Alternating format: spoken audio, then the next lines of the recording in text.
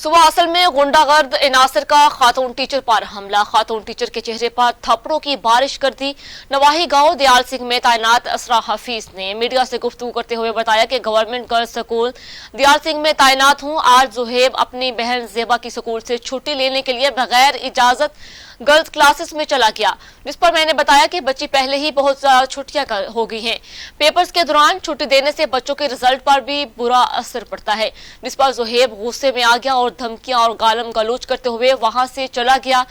छुट्टी के वक्त जब मेरे वालिद साहब मुझे लेने के लिए आए तो जुहेब अपने 4-5 साथियों समेत दोबारा आ गया और आते ही मुझसे और मेरे वालिद से गालम गलोच शुरू हो गया। इसके बाद जुहेब ने मुझे ज़ुदकोब किया, मुझे और मेरे बूढ़े वालिद को बेतहाशा थप्पड़ मारे। इलाका वकीलों ने बड़ी मुश्किल से मेरी और मेरे वालिद की जान बख्शई करवाई।